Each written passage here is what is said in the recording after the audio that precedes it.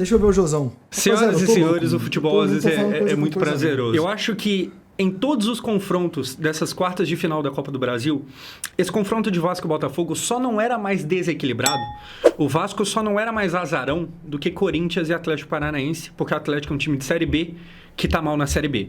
Tirando esse jogo, esse de cá, esse de hoje, eu acho que era o mais desequilibrado. O Botafogo era franco favorito. E o Vasco classifica mesmo assim. Até cuspi aqui. Vamos lá, gente. Cara, meu coração não tá legal, não. Aliás, tá muito bom. Eu não sei, vamos lá. Rapaziada, eu tô olhando aqui que eu tô esperando o vídeo de melhores momentos do React pra postar, beleza?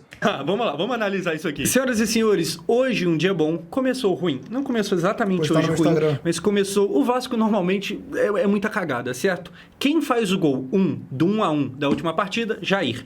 Quem machuca, depois de finalmente jogar bem, Jair. Então, assim, a partida de hoje começa sem o cara que fez o gol da última partida. Então, dessa forma, a gente vem a campo com esses 11 aqui do Fernando Diniz, que colocados em campo, distribuídos, eram mais ou menos isso aqui. Por sinal, vou mandar uma mensagem pro Moreira falando: o gol do Jair não foi em vão. Que ele ficou zoando o pessoal que falou isso. O gol do Jair não foi em vão. Que é basicamente o mesmo time do jogo de ida, com exceção do Jair. Se o Jair sai, entra quem? Entra o Tietê, tá aqui o Tietê, que é jogador do Botafogo e que também não aguenta jogar muito tempo. Então, assim, o Vasco vem dessa forma aqui, o Vasco repete, talvez, se Deus quiser, pela última vez, essa dupla de zaga de Lucas Freitas e Hugo Moura, porque, assim, Robert Renan começou legal. Enfim, a gente vai chegar lá, mas o Vasco entra mais uma vez com Hugo Moura e Freitas, Tietê, do resto, tudo igual. Cauã Barros, eu acho que eu não vou ter brecha pra falar dele, então já vou falar agora. Que baita jogador e por que esse moleque tava longe, jogador, tá ligado? Enfim, a bola vai começar a rolar e o que acontece logo de cara? Começa mal com o cara que substitui o lesionando. O Jair sai aos 11 minutos chorando. Cara, preocupante, tá ligado? Porque o Vasco tá com o Jair machucado, aí o Tietê sai e a gente torce muito pra que não seja grave e tá com o Thiago Mendes também. Então, assim, foram feitas 4 contratações, além do Cauã Barros que foi puxado de volta, 4 contratações. A gente tem ali, cara, o Thiago Mendes como uma dessas 4 que joga exatamente nessa posição do Tietê, mas que não tá disponível. Sai o Tietê. Se Deus quiser, isso aqui não foi nada demais, porque o Tietê é muito bom. E logo na sequência, né? Gol do Vasco, o excelente Nuno Moreira. Pra uma cobrança, cara, cobrança de falta de longe do Felipe Coutinho, ele bate, o Neto não consegue pegar direito. Posso falar? É porque o Coutinho acabou não fazendo o gol, né? Quando teve a chance ali com a pisada do Paulo Henrique. O Coutinho jogou muita bola hoje, mano. Jogou muito. Ele era um ponto de lucidez no meio de uma loucura de partida de futebol. Parecia que todo mundo era louco. Só ele entendia o que estava acontecendo. O Nuno faz e sai aqui comemorando. Eu vou repetir o que eu já falei em vídeos passados. Deus abençoe todos os momentos que o Vasco não consegue contratar aqueles jogadores que ele quer. Porque, cara, o Nuno não era a opção número 1. E que bom que a opção número 1 deu errado. Que bom que o Bruma foi lá pra Europa fora e que não volte pra cá nunca mais. Aliás, nunca veio pra cá. O Nuno é muito bom. Cara, e assim, esse gol aqui, ele nem é nada demais, tá ligado? O Verratti faria, se, sei lá, o Hugo chega no rebote faria. Mas a partida do Nuno, mais uma vez, é muito boa. Se a gente tivesse 11 Nuno, a gente não tava passando aperto, tá ligado? Baita jogador. Agora, tem que ser falado o seguinte, foi um erro ou não do goleiro Neto, ex-Barcelona, aquela coisa toda, um goleiro com grife? Eu acho que ele falhou.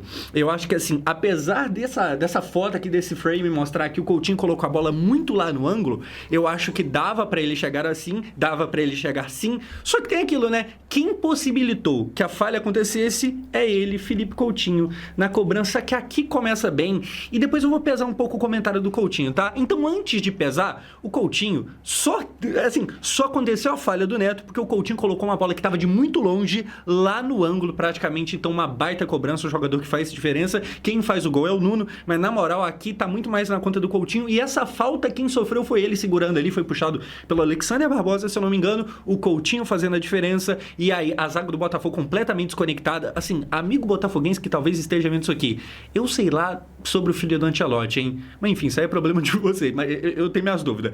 Enfim, cara, depois o que a gente vai ter, o gol, o empate, Alex Telles, um pênalti, cara, um pênalti infantil, estúpido, de muitos erros. Então, assim, também achei muito achei mal o Lucas Freitas no lance, achei que o Léo Jardim não precisava fazer o pênalti. Poderia até ser gol, mas eu acho que o jogador tava indo na diagonal, o tapa tinha sido forte, sei lá. Que bom que o futebol, às vezes, tira alguém do inferno e coloca no céu. O Léo Jardim começou no inferno. O que acontece aqui? A gente vai ter um erro do Lucas Freitas, que já eu mostro, mas tem um pênalti completamente indiscutível, que pra mim, eu não sei se você concorda, o Léo demorou muito pra sair do gol. Então, assim, ele ficou não vou, e quando ele finalmente foi, já era tarde demais, ele chega completamente atrasado, é um pênalti que não tem nem o que reclamar. Se você olhar, é que aqui não tá aparecendo, mas um pouquinho aqui para trás, o Hugo tá com cara de não tem nem o que fazer, é pênalti. Então, assim, pra começo de conversa, pra mim o Léo demorou muito. O Léo tem outro momento que ele sai também completamente estabanado, sem saber o que tá acontecendo, e só não acontece mais um gol por causa do Lucas Freitas. Então é muito louco como eu falei, às vezes você começa no inferno e vai no céu, e o contrário também acontece. O Léo tava muito mal.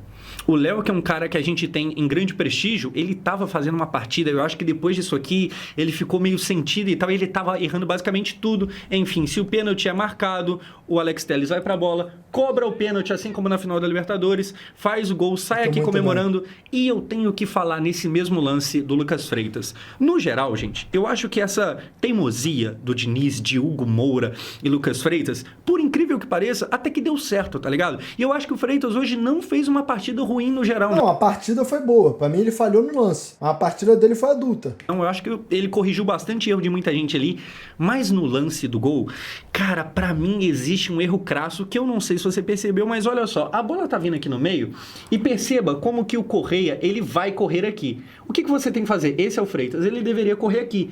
O movimento dele é o quê? Ele fica parado olhando pra cá e possibilita completamente a liberdade aqui. Eu acho que assim, pô, mano, ele ficou completo, ele não fez a leitura perfeita do lance, ele deixou um latifúndio aberto. Eu acho que a partida dele é boa, mas esse lance, na hora que eu vi que ele olhou errado, ele, sabe, leu errado, dito e feito, cagada. Então, assim, cara, graças a Deus que não deu ruim, poderia ter dado. A gente poderia ter rodado por um erro que é bem exclusivo ali, no geral ele foi bem, mas esse erro quase que único é um erro muito grave. É um erro que resultou em gol de pênalti. Enfim, dessa forma, a gente tem ali, como eu falei, o gol e termina o primeiro tempo 1-1.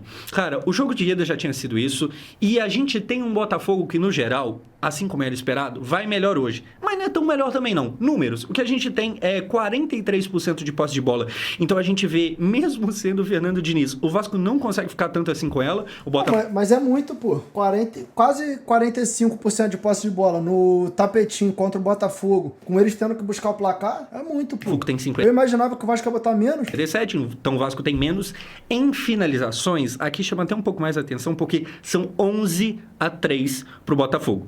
Só que aí, assim, sim, o Botafogo finalizou muito mais. O Botafogo chegou lá no gol.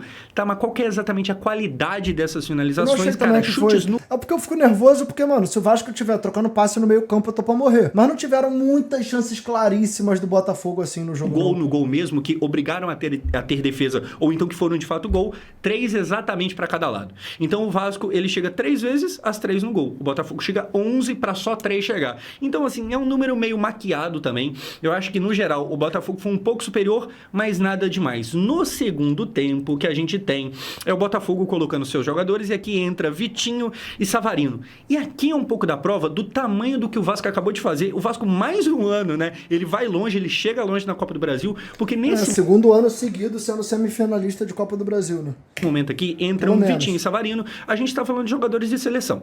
É claro que o Savarino joga numa seleção bem bunda, mas todo mundo sabe que o Savarino é muito bom. E o Vitinho, voltando de seleção brasileira, obrigado Ancelotti Pai por ter convocado e cansado ele. É, nós tamo junto. Enfim, essa é a qualidade dos jogadores que vinham do banco do Botafogo, e um pouco por causa disso, é muito difícil de fazer o que o Vasco fez. Entram eles, só que aí depois o que acontece?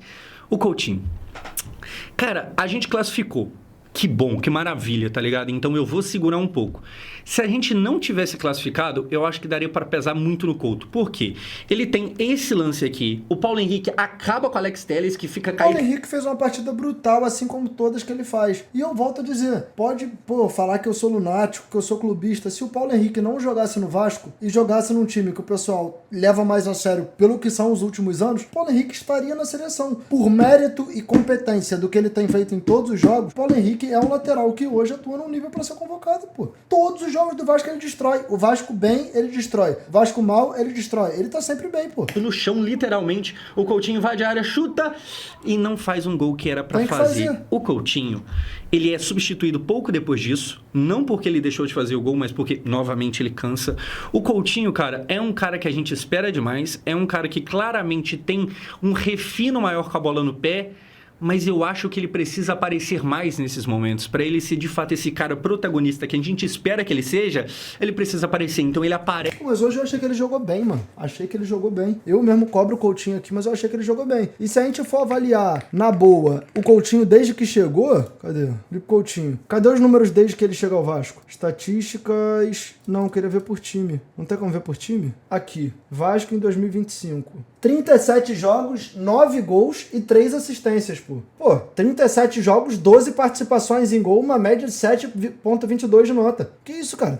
Tá bem. E por sinal, uma temporada que o Coutinho tem se demonstrado saudável, pô. Já tá com 37 jogos, pô. Ele tem 8 jogos de Copa do Brasil, 15 jogos no Brasileirão, 6 na Sul-Americana e 8 no Carioca. Pô, uma boa temporada. Se você for avaliar desde que ele volta ao Vasco, aí já são mais jogos. Aí já são 55 jogos, 12 gols e 4 assistências, ou seja, 16 participações em gol. É mais que uma a cada 4 jogos. Se você for considerar que teve um período de readaptação e que esse ano de agora já tá melhor que o último, tá bem, pô, ele tá ajudando. Tem como esperar que um cara tenha números muito maiores que esse no Vasco, entendeu? Desce no primeiro gol, como eu falei bastante, mas aqui é o tipo de bola que, tipo assim, tu tem que fazer, tá ligado? E aí aconteceu o seguinte, passou, beleza, não aconteceu o gol, a gente classificou, vida que segue, mas teve uma curiosidade que na Globo, na transmissão da Globo, parece que o Roger Flores, quando o Coutinho pediu pra sair, e é logo depois aqui, tá aqui ó, o Matheus França entrando, o Coutinho sai e o Roger Flores comenta um bagulho que eu acho que vale até a gente debater aqui, que é o seguinte, cara, num jogo dessa importância, o Coutinho sendo quem ele é, ocupando o cargo hierárquico que ele ocupa, não era pra ele vazar. Mas ele vaza. Eu acho que é isso, cara. A gente tá com o Coutinho sendo que é o Matheus França entrando, o Coutinho sai e o Roger Flores comenta um bagulho que eu acho que vale até a gente debater aqui, que é o seguinte, cara, num jogo dessa importância, o Coutinho sendo quem ele é, ocupando o cargo hierárquico que ele ocupa, não era pra ele vazar. Mas ele vaza. Eu acho que é isso, cara. A gente tá condenado, e condenado parece uma palavra muito grave, mas eu acho que dificilmente vai deixar de ser isso em algum momento. Enquanto ele está em campo, ele contribui aqui, ele contribui ali, ele tem o mérito de ter chegado, se posicionado para aquele lance, em alguns momentos ele consegue... Mas ele jogou, sei lá, 70, quase 75 minutos, sentiu, vai fazer o quê, pô? Não é parte do esporte, não tem pra onde correr. Isso é importante, em outros não, mas apesar de não ser tão velho assim, o Verratti, por exemplo, é muito mais, o Coutinho aparentemente nunca vai ter físico para segurar o Rojão até o final. Então, eu também acho que o Coutinho nunca ele não é o jogador que se destaca pela virilidade, ele se destaca pela técnica. Pô, não dá pra pedir muito mais que, pô, eu acabei de falar. Ele vai fechar a temporada com, pô, sei lá, 45 jogos, 50 partidas. Pô, tá ruim? Assim, cara, de fato, se você olhar por esse lado, num jogo dessa importância, cara, era pro Coutinho continuar. Só que ele claramente não tem ritmo. Então entra aqui o Matheus França, assim, que bom que ele participou de forma bem direta do primeiro gol. Mal que ele não fez aquele segundo, poderia ter feito. E é preocupante que é isso. O Coutinho é isso, é torcer para esses quase sempre 60 ou 70 minutos que ele tiver em todas as partidas, torcer para ele conseguir render nisso. Porque dificilmente vai chegar uma realidade onde ele, igual o Verratti, por exemplo, 90, 90, 90. Que é um absurdo, pô. Que é um absurdo. O Verratti às vezes tá se arrastando e não sai. O Verratti, muitas das vezes, eu queria que ele saísse mais cedo. Enfim, entra o Matheus França, cria do Flamengo. E já falando aqui, cara, eu admirei, eu achei legal que o Matheus França tava tendo coragem de ir pra frente. Eu falo isso porque eu tava reparando no Jefinho, e aqui eu volto a falar com o torcedor botafoguense. Cara, o Jefinho basicamente ele olhou pro Paulo Henrique o jogo todo e peidou na farofa. O que acontece? Ele vê o Paulo Henrique na frente dele e ele pedala uma, pedala duas, volta. Pedala uma, volta, volta. Ele não foi pra cima nenhuma vez. O Matheus França, eu acho que ele fez muito pelo contrário. Ele entra no jogo tentando ir pra cima, se perder a bola, né? Enfim, ele chama a responsabilidade.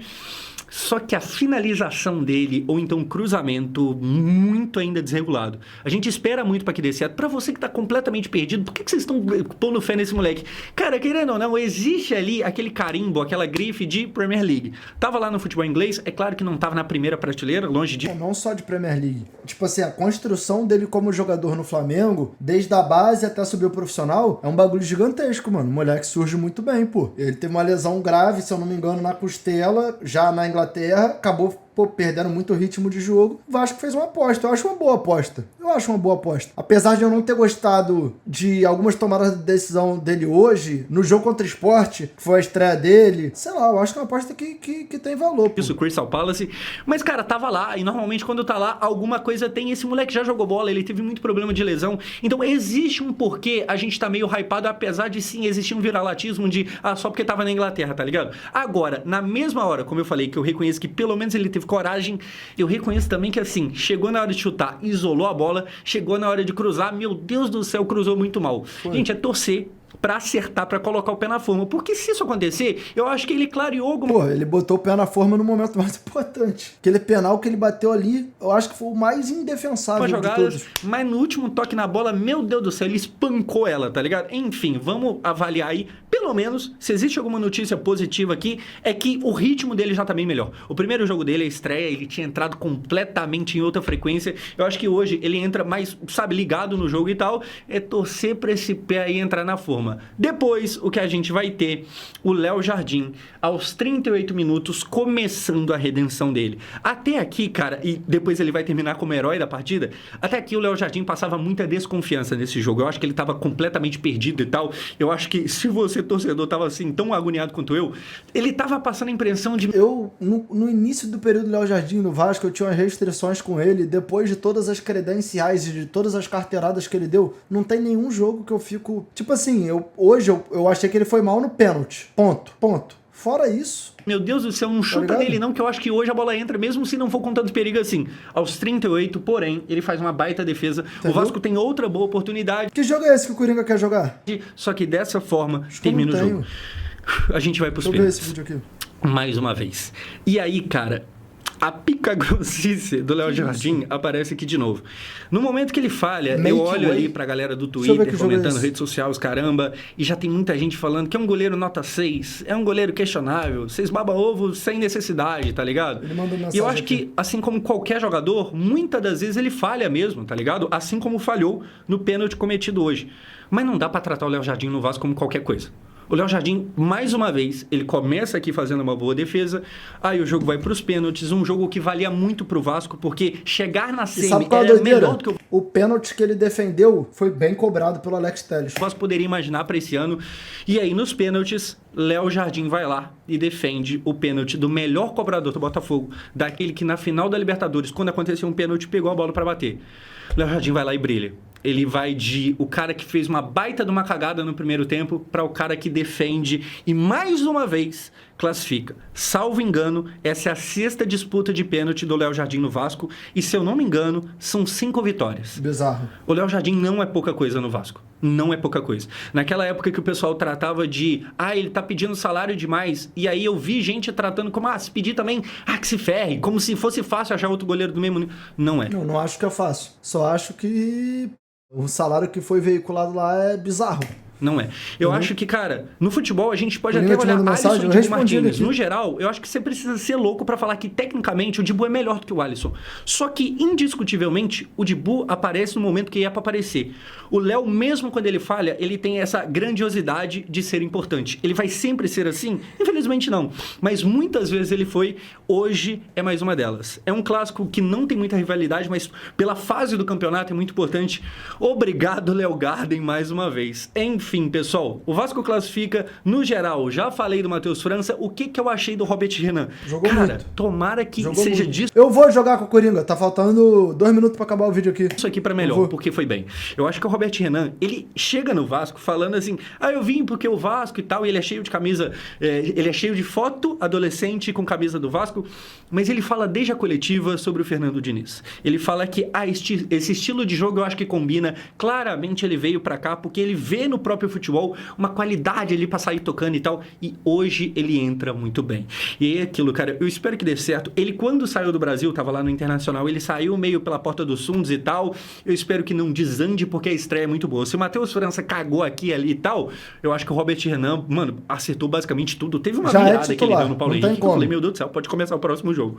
Enfim, pessoal, no geral, o Vasco do Diniz é classificado, e aqui eu vou colocar a cara do Diniz, porque eu coloco muita cara dele quando dá bosta. Eu acho que aqui ele tem um mérito. Eu acho que houve uma falha clara de marcação no gol que a gente tomou ali, existiu uma desorganização, mas no geral, aos trancos e barrancos, sendo o time pior, mesmo assim, o Vasco classifica. A gente, mais uma vez, vai longe na semifinal, a gente chega na semifinal, a gente vai longe na Copa do Brasil, que maravilhoso. Olhando pro Brasileirão, assim, o Vasco vai cair esse ano? Pode ser que sim, mas espero muito que não. E eu acho que olhando o jogo de hoje, mas a gente espero muito não pode. Tem um bom futebol. Eu acho que, assim, seria justo dizer que mesmo se o Vasco fosse eliminado nos pênaltis, porque os pênaltis às vezes tem um quesito de sorte também, mesmo se fosse eliminado nos pênaltis, daria pra dizer, seria justo dizer que o Vasco fez uma boa partida. Então, assim, esse futebol é repetir pelo menos esse nível. Se for disso aqui pra frente, se não baixar, cara, eu acho que dá pra imaginar que a gente não briga tão ferrenhamente contra o rebaixamento, não. Esse time de hoje, com esse futebol... Eu acho que principalmente porque tem muitos times que estão jogando um nível muito baixo de bola, né? Enfim...